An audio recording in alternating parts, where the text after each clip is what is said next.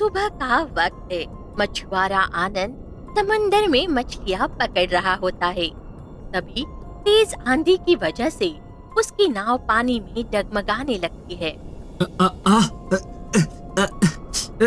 नहीं, कुछ भी हो जाए पर ये आंधी तूफान मुझे रोक नहीं सकता। मुझे तो आज ढेर सारी मछलियां पकड़नी ही हैं। हे ईश्वर, आज मेरा जाल में कुछ अच्छी मछलियां फंसा देना, कृपया फंसा देना। फिर आनंद जैसे ही अपने जाल को ऊपर खींचता है, उसके अंदर एक तिलस्मी पक्षी और एक बड़ा सा ताबूत फंसा हुआ दिखाई देता है। अरे ये क्या? मेरी जाल में एक पक्षी? ये तो पूरी तरह से भीगी हुई है। और इतना बड़ा ताबूत कैसे फंस गया? आनंद उस ताबूत को अपनी नाव पर रखता है। ये क्या किया तुमने? तुमने इस ताबूत को पानी से बाहर क्यों निकाला? अरे तुम तो बातें कर रही हो, ये कैसे हो सकता है? खैर, इतना बड़ा ताबूत तो जरूर इसके अंदर ढेर सारा खजाना छिपा होगा। नहीं, ये ताबूत बिल्कुल मत खोलना।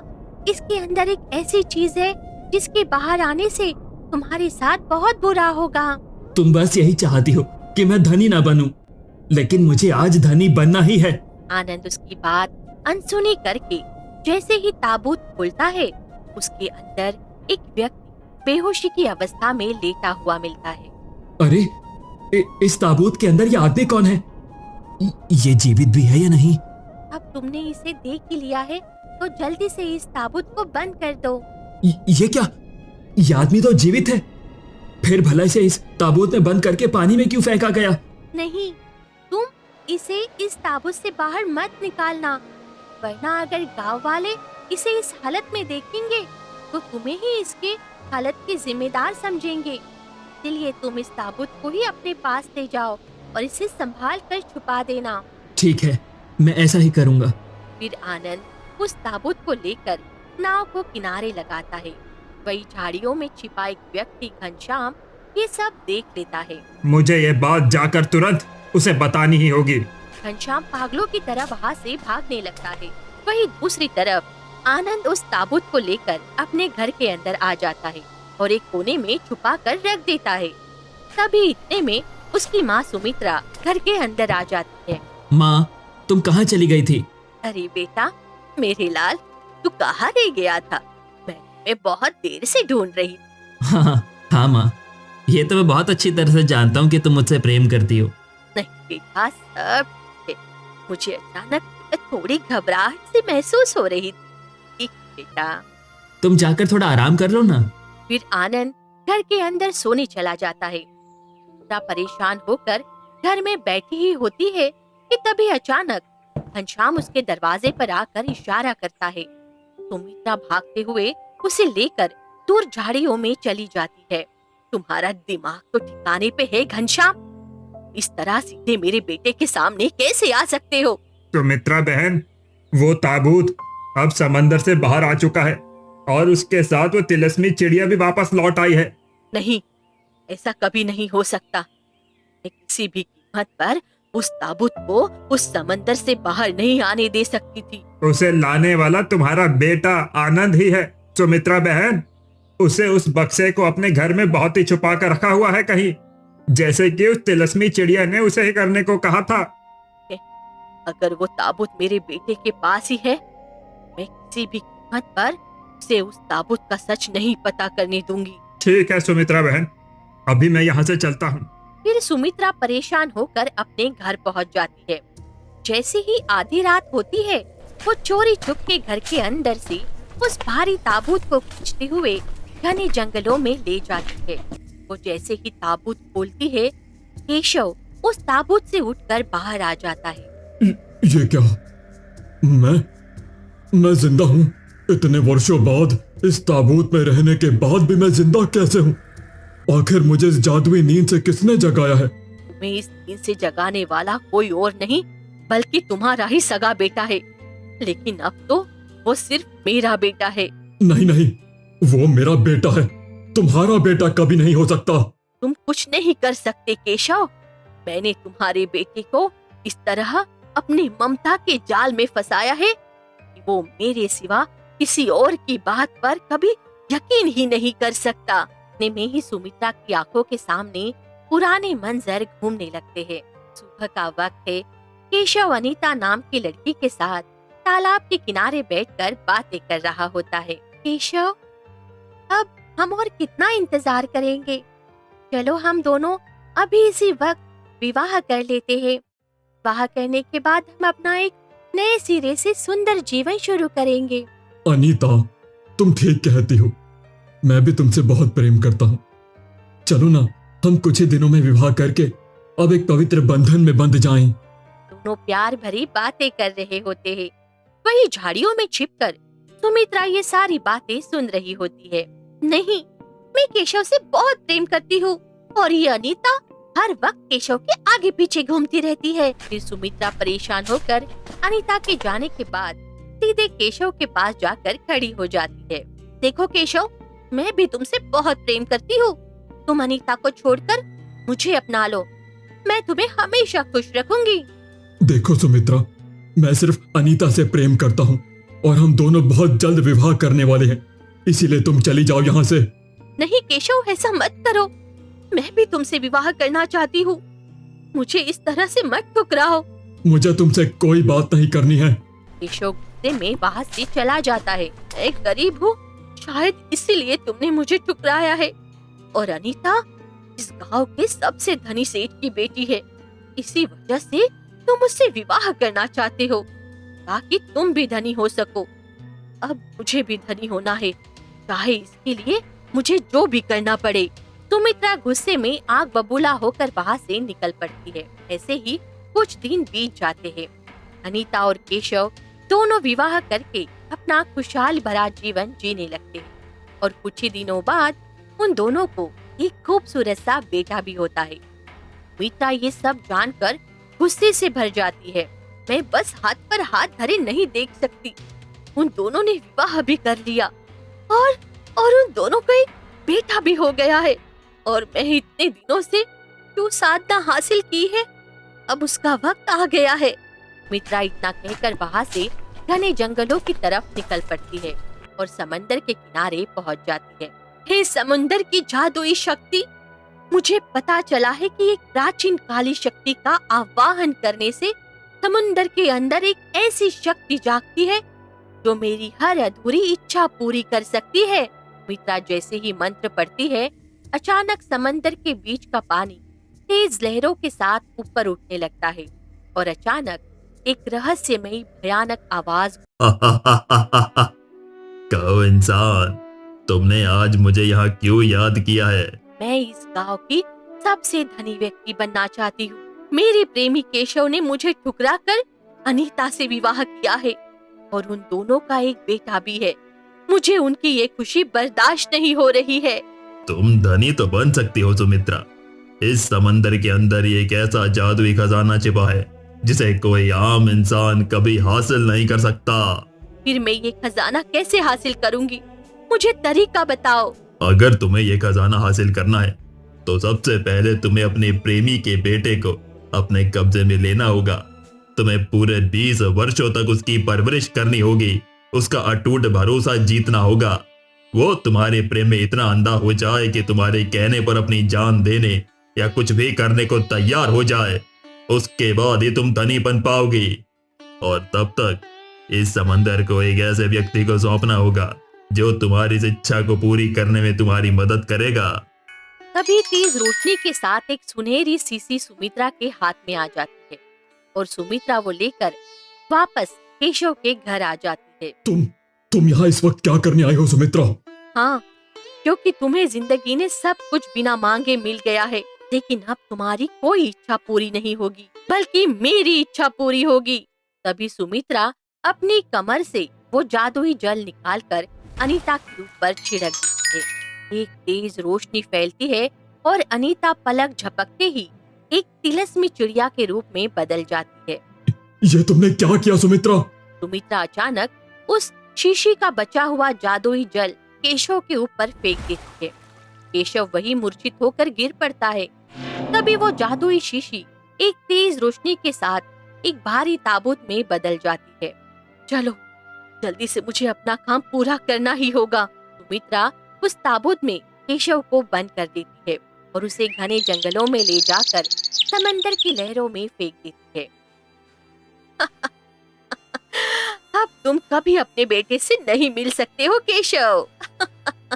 वो हंसते हुए वापस घर आ जाती है। तब से मैंने अपनी जादुई शक्तियों से तुम दोनों को उस समुंदर में बांध कर रखा था, लेकिन उस दिन तुम्हारे बेटे ने, अज्ञानता ने तुम दोनों को उस समुंदर से आजाद कर दिया, पर तुम अब मेरा कुछ नहीं बिगाड़ सकते। तभी केशव गुस्से में आकर सुमित्रा को एक जोर का धक्का दे देता है और वहाँ से सीधे गांव की तरफ भागने लगता है। वहीं दूसरी तरफ आनंद अपने घर के अंदर जैसे ही देखता है तो वो वहाँ ताबूत गायब मिलता है। ये क्या? ये ताबूत यहाँ से कहाँ गायब हो गया?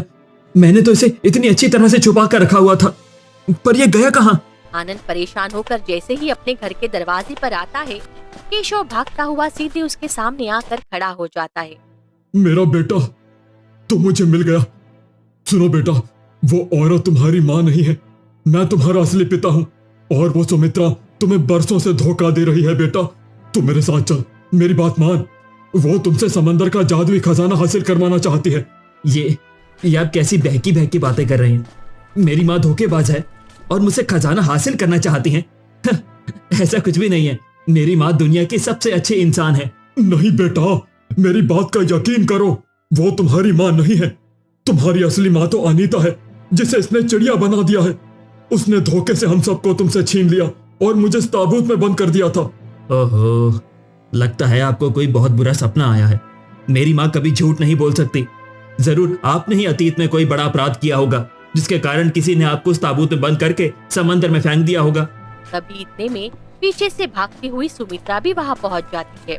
कहा, बेटा तू देख इस आदमी को, ये दुष्ट आदमी मुझे धमकी दे रहा है। कह रहा है कि अगर मैं तुम्हें इसके हवाले नहीं करूंगी तो ये मुझे पूरे गांव में बदनाम कर देगा और मुझे रास्ते से हटा देगा। नहीं बेटा, ये औरत सफेद झूठ बोल रही है। मेरी बातों पर यकीन करो, मैं तुम्हारा सगा पिता हूँ। तुम ऐसा क्यों कर रहे हो? हाँ, मेरे इकलौते बच्चे को मुझसे क्यों छीनना चाहते हो? ये दुष्ट आदमी, तुमने बस अपने फायदे के लिए समंदर के अंदर का खजाना हासिल करवाना चाहते हो ना? जाकर अभी वो खजाना खुद निकाल लो, इसे मत देना, क्योंकि वो गरीब दुखियों का खजाना है। अगर इसके हाथ लग गया तो बर्बाद हो जाएगा। नहीं आनंद, ऐसा मत करना। ये तुम्हें भड़का रही है और अपने जाल में फंसा रही है। आप चुप हो जाइए। ये मेरी माँ है और ये जो कहेंगी मैं वो करने के लिए हमेशा तैयार हूँ। आप मेरे पिता नहीं हैं, यहाँ से चले जाइए। केशव परेशान होकर वहाँ से पीछे हट जाता है। ठीक है माँ, मैं समंदर से वो खजाना लेकर ही लौटूंगा। उसका बिल्कुल सही जगह पर इस्तेमाल होना चाहिए। आनंद वहाँ से निकल पड़ता है और घने जंगलों की तरफ जाने लगता है। तभी अचानक वो तिलस्मी चिड़िया उड़कर आती है और उसके सामने एक पेड़ की डाल पर बैठ जाती है। आनंद, तुम जो करने जा रहे हो वो ठीक नहीं है। तुम्हें वो खजाना समंदर से बाहर नहीं लाना चाहिए। लो, अब तुम भी शुरू हो गई। उस वक्त जब पहली बार हम दोनों ने बात की थी तो मुझे लगा था कि तुम एक अच्छी चिड़िया हो, लेकिन तुम भी उस खजाने के लालच में आ गई ना। आनंद उसकी एक नहीं सुनता और तेजी से आगे बढ़ जाता है।